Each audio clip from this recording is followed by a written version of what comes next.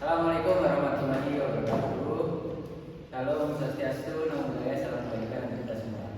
Pada kesempatan kali ini kami akan mempresentasikan hasil audit kami, yaitu mengenai audit proses dan tata kelola teknologi informasi pada perusahaan sebelah Siboca Kencur. Menganalisis akan masalah antrian dan merancang solusi sistem terintegrasi. Sebelumnya perkenalkan, nama saya Devi Wijayanto dengan NIM 22510012. Dan saya Darsulana Tawana dengan NIM 22510017. Di latar belakang adalah masalah antrian yang nyata. Pertama yaitu kondisi operasional saat ini. Dapat dijelaskan dalam PowerPoint, yaitu UMKM FN di Prasmanan sebelah Siboca Kencur menghadapi tantangan serius dalam efisiensi operasional. Dalam mati kritisnya yaitu 15 sampai 20 menit waktu antri di kasir pada jam sibuk dan hingga 1 jam waktu tunggu ke sana. Lalu kepuasan pelanggan rendah, efisiensi operasional dulu.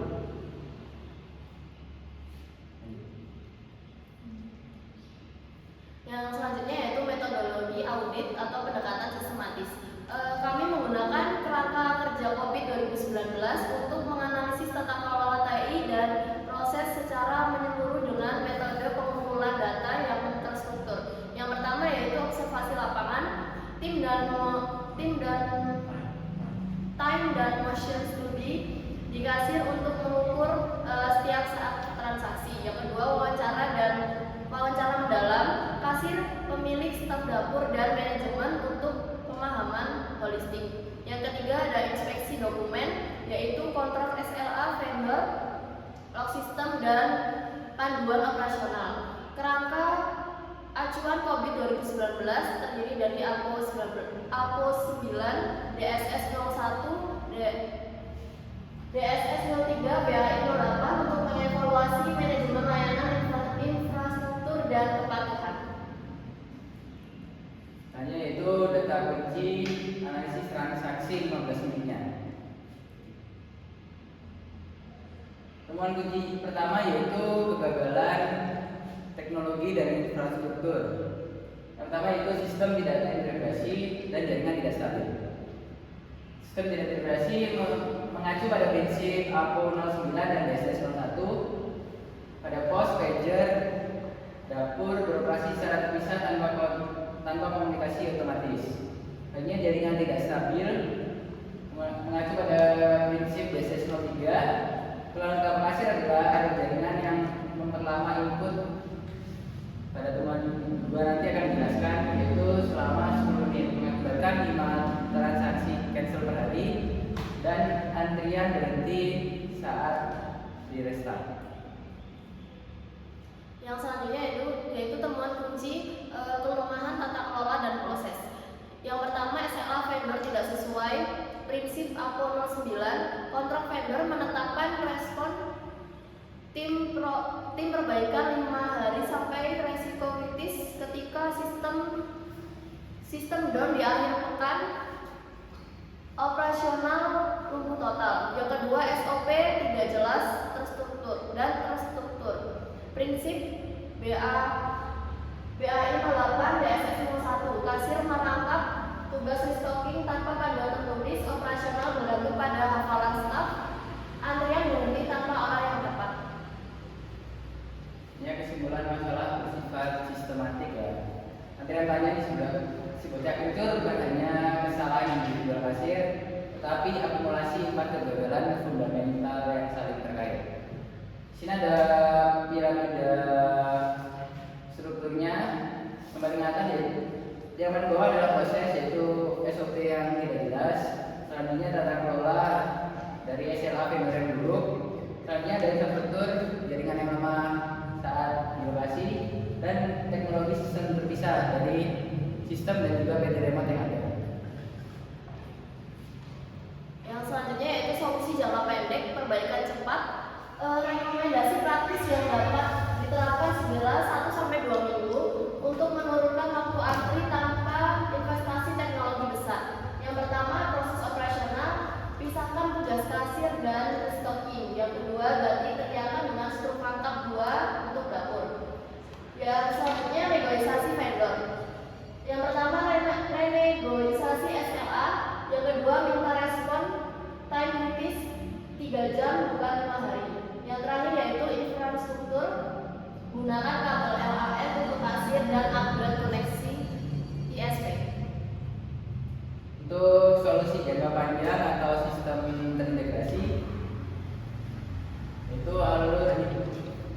kondisi fundamental untuk mengatasi kegagalan integrasi teknologi secara permanen melalui pengembangan dan pembelian sistem terpadu. Kami merancang alur ideal prototipe sistem yang terintegrasi, yaitu pertama dari kasir input pada POS-nya, terus selanjutnya otomatis ke KDS dapur untuk informasinya, selanjutnya itu dapur tekan siap dan pager berbunyi otomatis. Selain itu, hal ini dapat mempercepat waktu antrean dan juga transaksi hingga pesanan disajikan. Yang selanjutnya saatnya implementasi, yaitu yang pertama diskusi rekomendasi, penetapan prioritas dan timeline, yang ketiga alokasi anggaran dan resource, yang keempat pelaksanaan perbaikan bertahap. Harapan dari kami dengan implementasi solusi ini, Seblak Sibolga Kencur dapat meningkatkan kepuasan pelanggan, efisiensi operasional, dan pertumbuhan bisnis secara signifikan. Dan untuk gambaran laporan audit utama, mulai dari pra-audit sampai follow up, sudah kami jelaskan pada laporan yang akan disematkan nanti. Berikut adalah prototipe yang kami rancang untuk sebelah prasmanannya. Itu ada diagram alur, terus ada pos kasir, KDS dapur, dashboard admin dan dokumentasi. Ada juga sistem online dan sinkronisasi yang sudah terbangun. Mungkin dari diagram alurnya dulu. Diagram alur.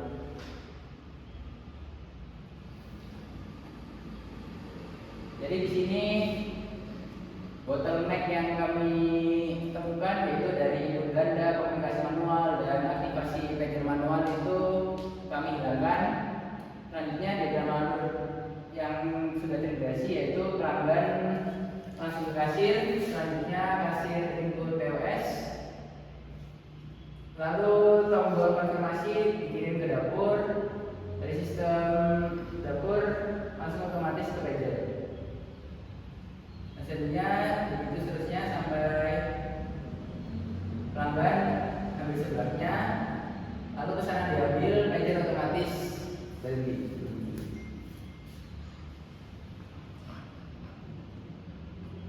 Jadi itu pos kasirnya.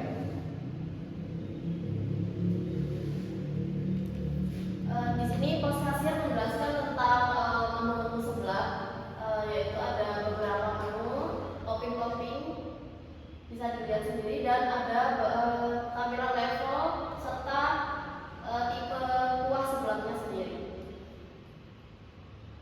Mungkin kami akan mendemonstrasikan bagaimana cara kerja sistemnya. Mungkin saya ingin membeli sebelah kering original.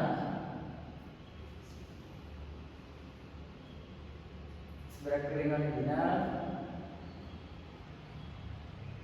Lanjut ke pembayaran.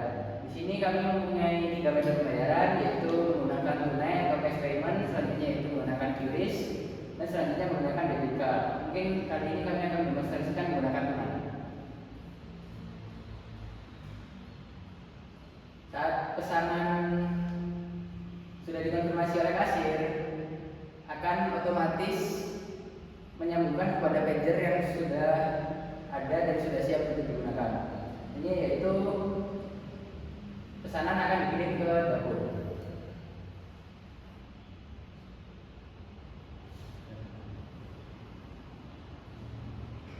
Lalu jika pesanan seblak sudah siap, dari tim dapur bisa mengkonfirmasi kalau pesanan sudah siap dengan memencet pager.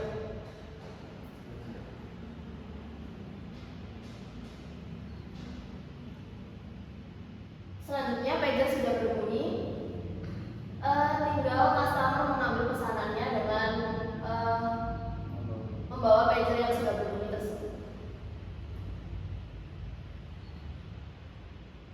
Nah, karena pesanan sudah diambil, mungkin di dashboard admin itu akan menampilkan sebuah hasil dari transaksi itu.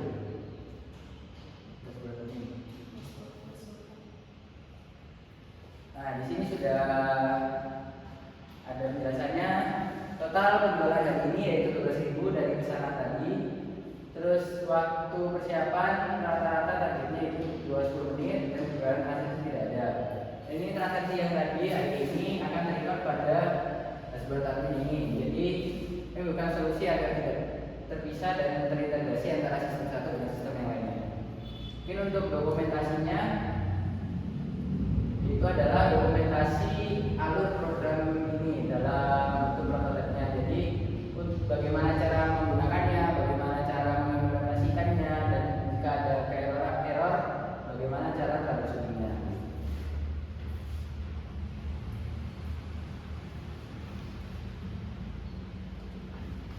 Baik, mungkin cukup sekian Mas